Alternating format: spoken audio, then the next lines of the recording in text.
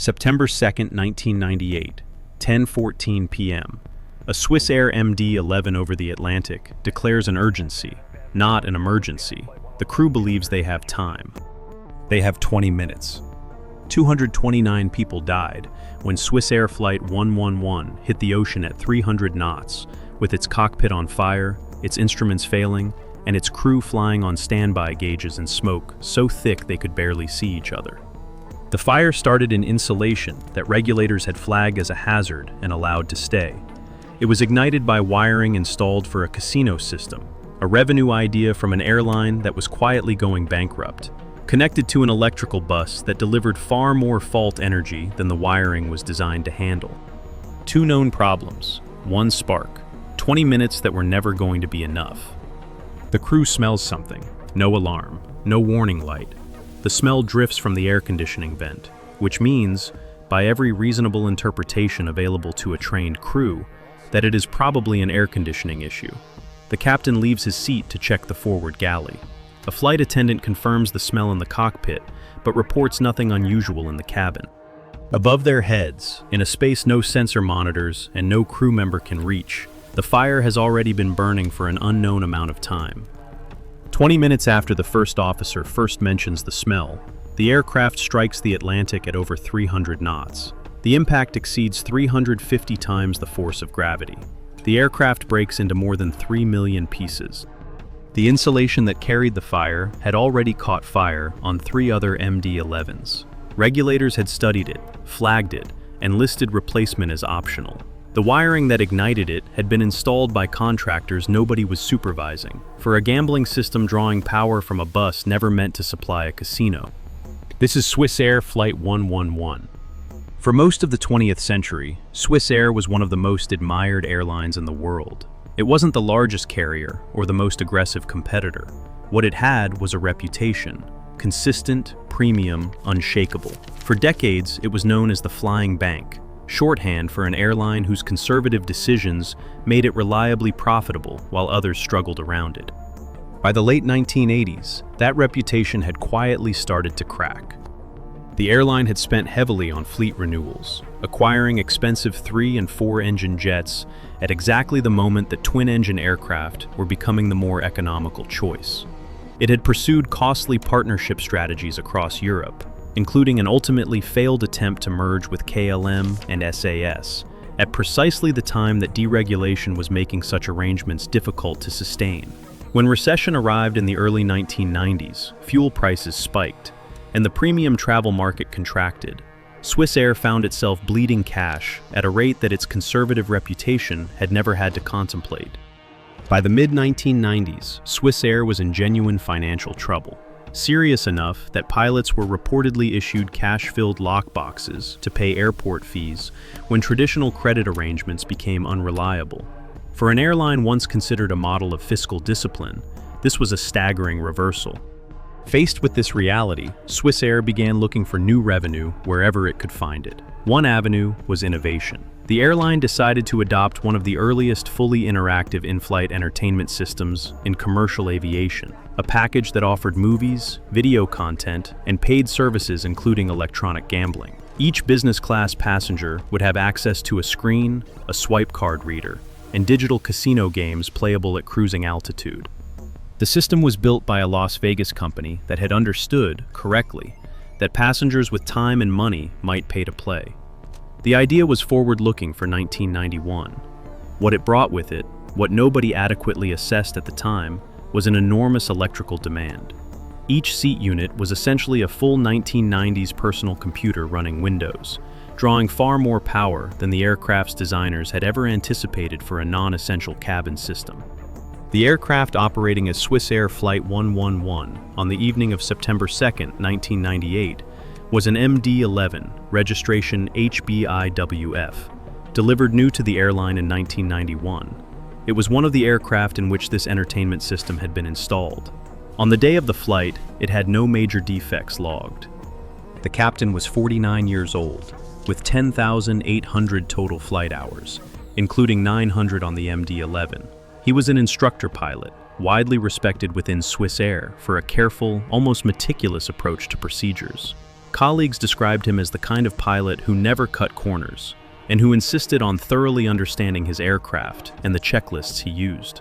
His first officer was 36, with 4,800 total hours, and 230 on the type. Like the captain, he was a Swiss Air Force veteran who still flew fighters as a reservist. Before the flight, the crew had reviewed the paperwork carefully. The route across the North Atlantic showed clear skies at cruise altitude. The weather in Switzerland looked untroubled around arrival time. Nothing stood out. At just after 8 p.m. local time, the MD-11 pushed back from the gate at John F. Kennedy International Airport, heavy with fuel for the overnight crossing. On board were 215 passengers and 14 crew, 229 souls. The cargo hold contained a Picasso painting, a kilogram of diamonds, Swiss watches, jewelry, and currency bonds for a Swiss bank. The departure and climb were unremarkable. A brief deviation around some residual weather near the coast, a frequency mix-up that left controllers unable to reach the crew for 13 minutes. A minor nuisance, quickly resolved, later confirmed as having no connection to what followed. By the time the MD-11 had settled into cruise at 33,000 feet and turned northeast toward the open Atlantic, the cabin lights had dimmed, dinner service was underway, and the cockpit was in the quiet rhythm of long-haul flying. Off to the left, the last lights of the Nova Scotia coastline were fading behind them. Above the cockpit ceiling, in a space none of the crew could see, something had already begun. To understand why the fire aboard Swissair 111 behaved the way it did, starting invisibly, spreading silently, and becoming uncontrollable before anyone knew it was serious, you need to understand two things that had been developing for years before this flight. What was inside the hidden spaces of that aircraft, and how it got there. The first was the insulation. Throughout the fuselage of the MD-11, fiberglass batting was wrapped in a thin silver film called metallized polyethylene terephthalate, MPET. This was the same mylar material used in party balloons, applied as a moisture barrier around the thermal blankets that line the aircraft's inner skin. It had passed all required fire certification tests when approved for use in transport aircraft. The tests required that the material resist ignition for at least 60 seconds under a Bunsen burner flame, and that any burning drips not propagate further. MPET passed. It took more than 60 seconds to ignite. What the tests did not measure was what happened after ignition. Once MPET caught fire, it burned indefinitely, propagating flame along its surface without self-extinguishing. The tests also did not evaluate ignition from electrical arcs or hot particles, the most likely fire sources in the hidden electrical spaces of an airliner. They did not assess how airflow from ventilation ducts and pressure differentials would feed a fire in those same spaces. The material had been legally certified. The certification had never asked the right questions. By the late 1990s, these flaws were widely known. There had already been MPET fires on at least 3 other MD-11s, all on the ground, all without injuries. Testing with newer insulation materials had shown significantly better fire resistance. The FAA had reviewed the evidence and issued guidance. They listed replacement as optional. The reasoning was not unreasonable on its face. MPET remained compliant with its original certification standards.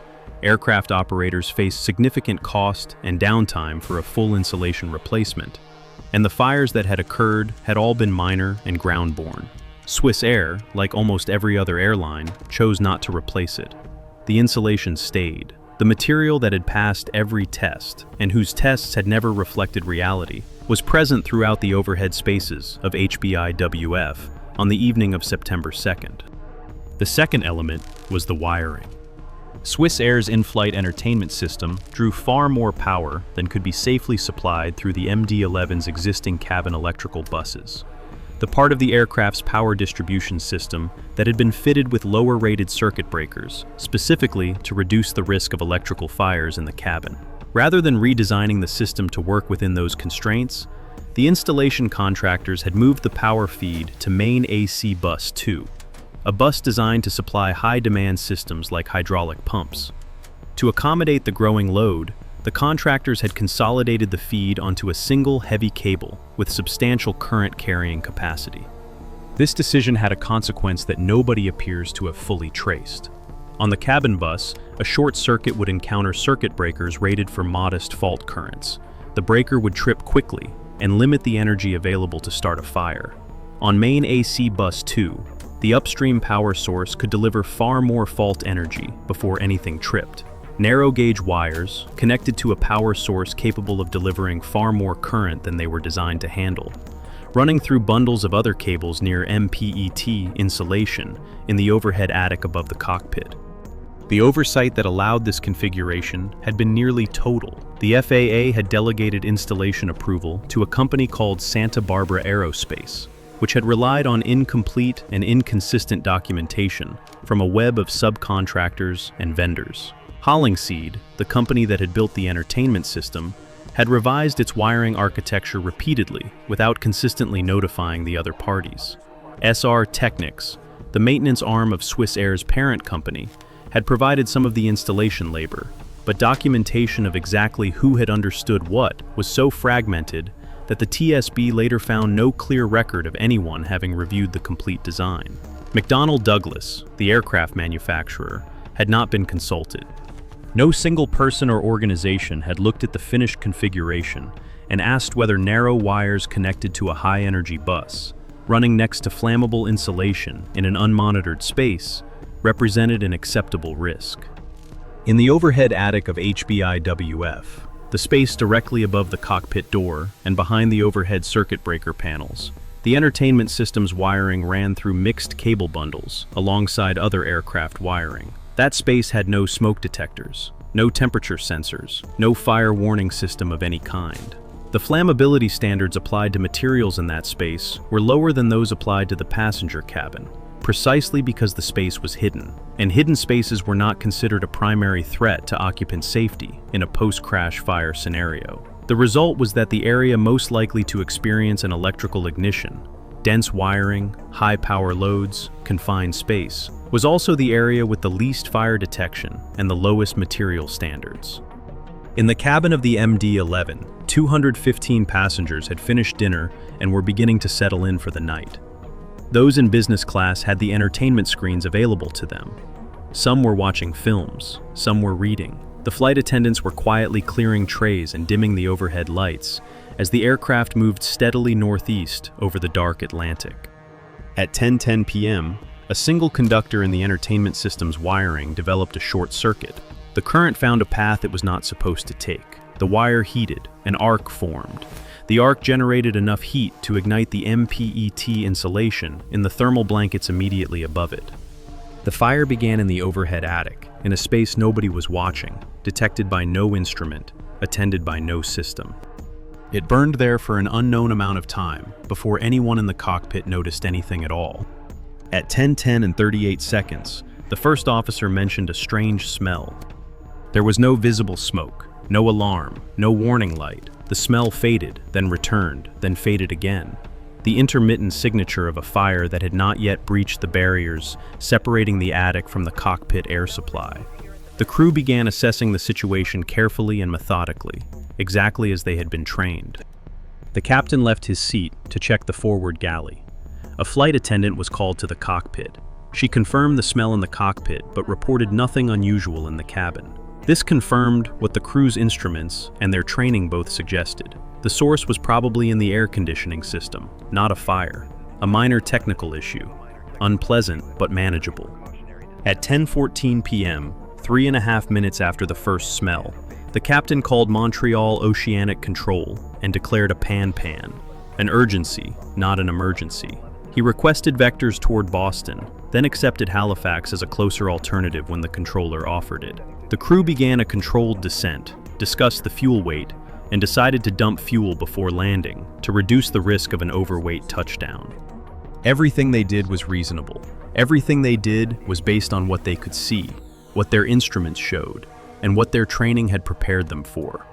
Above their heads, the fire had by now spread along the MPET surface for an unknown distance in multiple directions, moving toward the cockpit's circuit breaker panels. 10:19 p.m. The captain reaches up to the overhead panel and places the cabin AC bus switch to off. This is step 1 of the smoke or fumes of unknown origin checklist, the procedure for systematically isolating an unidentified electrical source by deactivating buses one at a time and observing whether the smoke increases or decreases. The captain confirms the action with the first officer first. He executes it precisely as the checklist requires. The recirculation fans that had been drawing smoke backward through the attic and filtering it before it reached the cockpit go silent. The pressure gradient in the overhead space reverses. The fire, which had already breached the thin barrier separating the insulation blankets from the aircraft's ventilation ducts, now has a direct airflow path toward the front of the aircraft. Fresh oxygen feeds its leading edge. The flames surge forward along the MPET surface, back over the cockpit rear wall, and into the forward attic space housing the circuit breaker panels for a significant portion of the aircraft's critical wiring. 24 seconds after the switch is thrown, the failures begin. Autopilot 2 disconnects. A continuous warning tone fills the cockpit. The captain and first officer simultaneously transmit on the radio and declare an emergency, upgrading from urgency to full emergency in the same moment. The first officer reports that he is now hand-flying the aircraft. 1 minute after the cabin AC bus was switched off, the failures accelerate.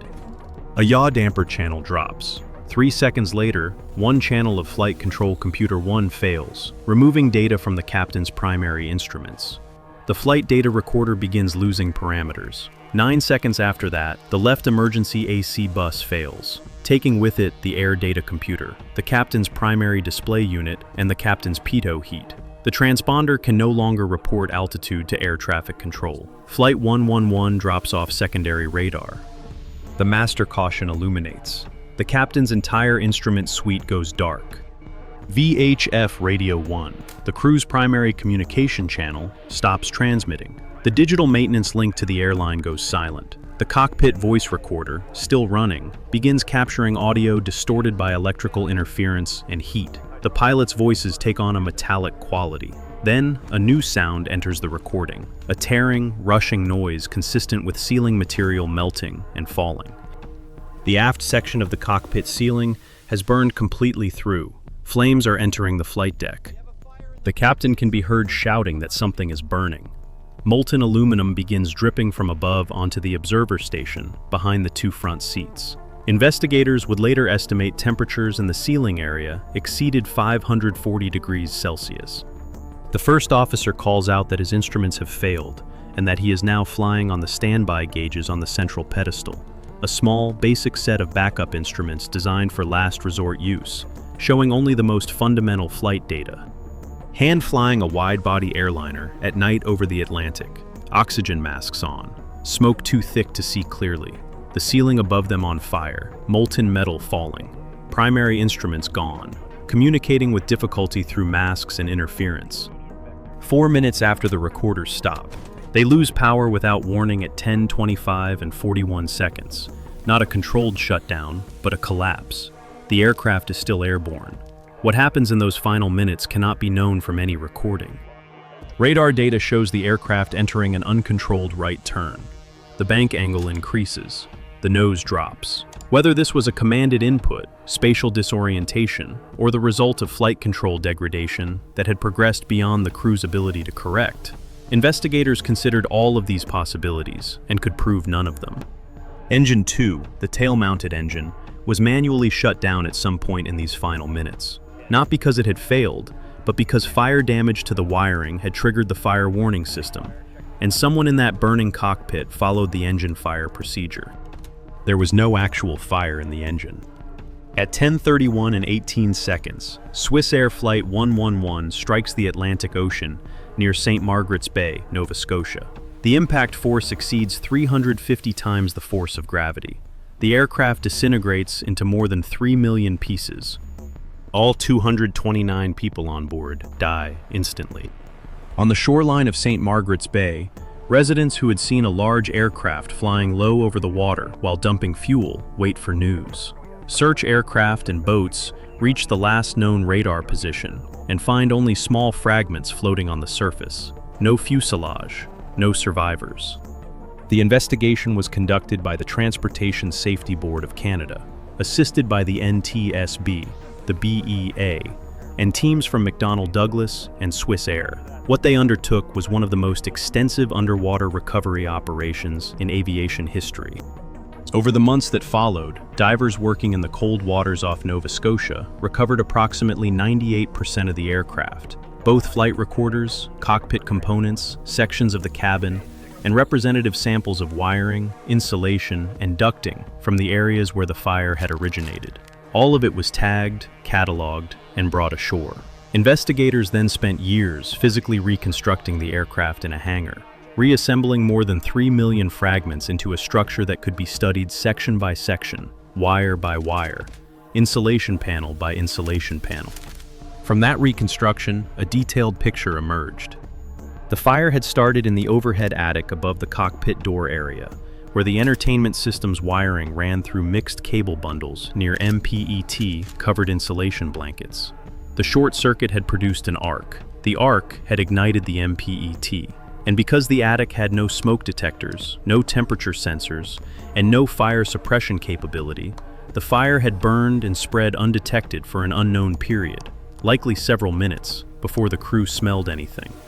Investigators found that both known problems had been present and documented long before the accident. The MPET insulation issue had generated reports, tests, and internal communications across multiple regulatory bodies and aircraft operators. The material's behavior after ignition, its tendency to propagate flame indefinitely along its surface once started, was not a surprise finding. It had been observed. It had been studied. The newer materials that would have performed better were available. The FAA had reviewed the evidence and reached a conclusion: replacement optional. The entertainment system wiring had been installed in a configuration that no single party appears to have reviewed in its entirety. The FAA's delegation of approval to Santa Barbara Aerospace, which had in turn relied on fragmented documentation from multiple vendors, had created a situation where the finished electrical design, narrow wires on a high-energy bus, running next to flammable insulation in an unmonitored space, had never been examined as a complete system. McDonnell Douglas, whose aircraft it was, had not been asked. The TSB also addressed the question that had haunted the investigation from the beginning. Could anything the crew had done have changed the outcome? The answer was almost certainly no. Investigators calculated that, even in a theoretical scenario where the crew had proceeded immediately to Halifax at the moment of the pan-pan declaration, skipping the fuel dump, descending directly without any diagnostic delay, the earliest they could have reached the runway was around 10:27 p.m. By that time, the fire had already consumed the circuit breaker panels, destroyed the autopilot, eliminated the primary flight instruments, and knocked out most of the flight control computers. The crew would have been attempting to land an MD-11 at night in marginal conditions, hand flying on standby gauges, in a cockpit filled with smoke, with no ILS guidance, no autopilot, and most of the systems that underpin a safe landing already offline. The TSB concluded that the decision to divert to Halifax and dump fuel, while tragic in hindsight, had probably made no difference. The fire had been burning too long before anyone knew it existed. In Geneva, families who had been expecting their relatives to arrive the following morning received the news in the early hours of September 3rd. Among the passengers were UN officials, academics, a retired senator, and families traveling together. The Picasso painting, the diamonds, the Swiss watches and currency bonds that had been loaded into the cargo hold were all recovered from the ocean floor, catalogued among the 3 million fragments. The captain's abnormal procedures manual was found with its laminated pages fused together, still open to the smoke of unknown origin checklist. The changes that followed Swissair 111 were concrete, specific, and overdue. MPET insulation was banned from new aircraft production and systematically removed from existing fleets. The flammability tests that had certified it were rewritten to reflect realistic ignition sources: electrical arcs, hot particles, air movement through ventilation ducts, rather than the static Bunsen burner exposures that had allowed the material to pass. The principle that hidden spaces required lower flammability standards was directly reversed. Precisely because crew members could not access those spaces to fight a fire, the materials inside them became subject to stricter requirements. Wiring oversight for aftermarket installations was tightened. Requirements were introduced for circuit separation, fault energy analysis, and physical isolation of high-demand systems from sensitive wiring. The delegation chain that had allowed Swissair's entertainment system to be installed without anyone reviewing the complete design was addressed through mandatory design-level review requirements. Aircraft manufacturers were required to be consulted when significant electrical modifications were made to their aircraft. Smoke detection was required in previously unmonitored spaces, the overhead attic areas where wiring was dense and crew access was impossible. Procedurally, the philosophy that had guided cockpit smoke response for decades was revised at its core. The assumption that smoke was probably minor, that a crew had time to diagnose before diverting, all of it was replaced by a simpler directive. Smoke means fire until proven otherwise, and fire means land immediately. The checklist step that had reversed the airflow in the Swissair attic was removed from emergency procedures as a first response action. Swissair itself did not survive to implement any of these changes. The financial difficulties that had driven the casino system installation continued. A few years later, the flying bank collapsed entirely. The name disappeared. The two problems that had shared the aircraft for 7 years, insulation flagged as optional to replace, wiring installed by contractors nobody supervised, had never been examined together. Nobody had looked at both simultaneously and recognized what they added up to. One wire, one spark, 20 minutes. The next time a crew smells something faint in a cockpit, something easy to explain away, what they are working against is not the complexity of the problem, it is the time. The fire in the hidden space above them does not wait for the diagnosis. Get the aircraft on the ground. Everything else comes second. If you want to understand how invisible risks accumulate in the systems we trust most, stay with this channel. The next one is already waiting.